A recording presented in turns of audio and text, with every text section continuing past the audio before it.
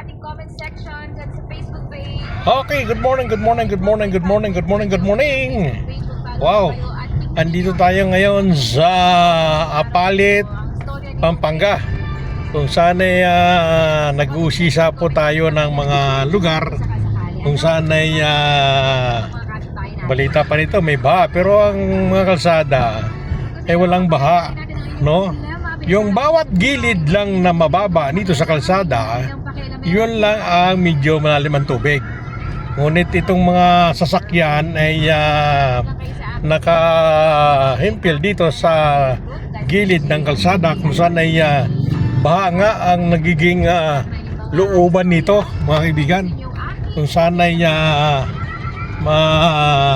salimuot ang pagtaas ng tubig dito sa lugar ng Palit. Ito po yung Jed's Resort, mga kaibigan, yan. Jed's Resort, dito po mga kaibigan, yan. Yan yung Jed's Resort, yan. Yan, at marami na rin ang tubig sa loob. Hindi tayo makapasok. Saan ay hindi tayo pwedeng gumala sa mga looban nitong lugar na to kung saan ay medyo mataas ang tubig, mga kaibigan. Okay, patuloy tayo sa pag-monitor kung saan ay ang mga sasakyan ng mga kababayan po natin ay nakaparada sa bawat side ng kalsada kung saan ay medyo mataas ang kalsada, walang tubig, mga kaibigan. Ayan, napakaraming sasakyan ang nakaparada sa tabi ng kalsada. Nakikita po natin sa video kung saan ay patuloy pa rin ang pagbagsak ng ulan dito sa lugar ng Kalumpit na ito, mga kaibigan.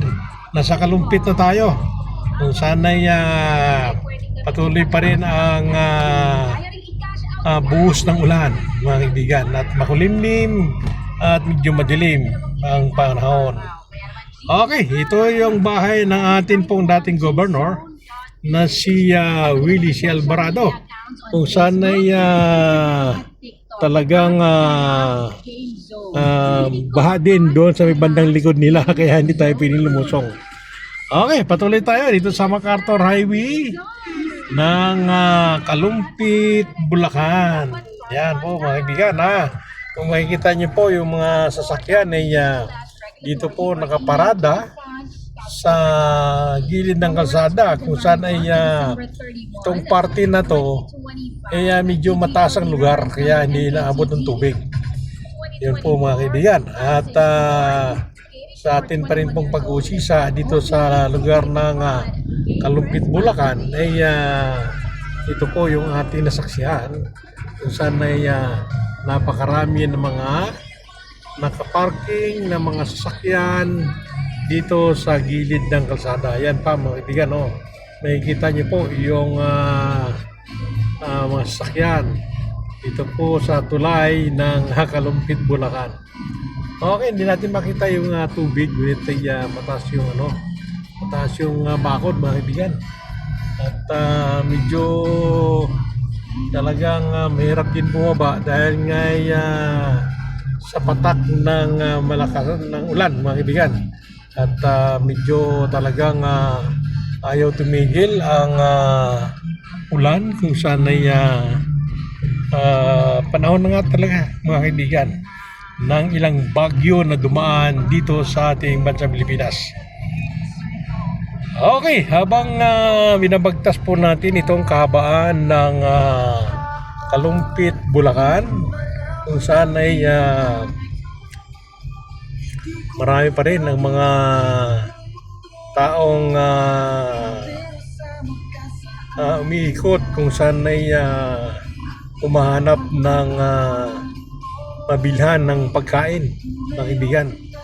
Kung saan ay ang problema dito ay ang tubig, mga kaibigan, kung saan ay talagang walang tulo daw di umano ang gripo.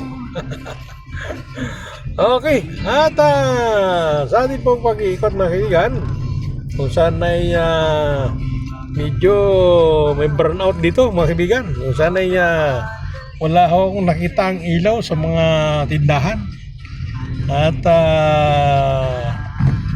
ito pa rin ang ating pagsubaybay dito mga kaibigan. Okay? At ang mga tindahan ay bukas. Ngunit ay nasabi nga po natin na walang mga namimiling mga kababayan po natin. Okay. Nandito na tayo sa bayan ng Kalumpit, Bulacan, kung saan makikita po ninyo yung lugar na kung saan ay wala ho siyang baha mga kaibigan. Dahil medyo mataas itong kalsada mga kaibigan kaysa sa magkabilang gilid na mababa ang lugar. At saka kasalukuyan po mga kaibigan, itong ating mga kapulisan dito sa Kalumpit ay yan po naglalakad at nagmumonitor ng mga iba't iba po natin ng mga kabayan na humingi ng tulong at yan ay talaga namang accomplish mission order mga kaibigan. Okay, yan. So tuloy rin po tayo patungo tayo ng Malolos City, Bulacan, kung saan ay makita din naman natin yung lugar kung saan ay patunghayan natin yung kalagayan. Okay, sa aming pong pagsusuri at pag-uusisa dito sa Kalumpit, Bulacan, okay naman po ang lugar na akin po napuntahan, ngunit ay kasalukuyan pa rin na medyo patuloy pa rin yung pagpatak ng ulan mga kaibigan. Mahigit na po ito sa linggo. Dahil ngayon po ay araw ng Martes, kung saan ay July 28, 2025, kung saan ay ang atin pong pag-uusisa dito ay makikitaan po natin yung mga lugar na nakakakilos, yung mga sasakyan po mga kaibigan. Yan, makikita po natin. Okay, at yan po ay kasalukuyan pa rin na kumukulimlim ang panahon dito sa lugar ng Kalumpit, Bulacan. Wow, mga kaibigan, at yan ay mga lugar na talagang binabaha itong Kalumpit at patungo na ito ng Hagunoy hanggang Bulacan, papuntang Balagtas hanggang Marilao, Bukawi. Yun po ang pinaka malalim ang tubig pag tuwing malakas ang tag-ulan mga kaibigan.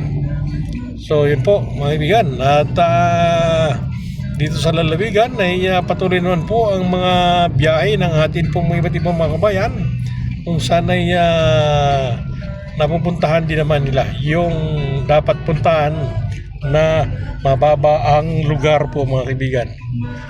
Okay, at sa atin pong pagsusurvey nito ay ito po mga kaibigan ang kalagayan ng panahon dito sa Kalumpit, Bulacan. At ito po patungo na tayo ng Malolos City, Bulacan.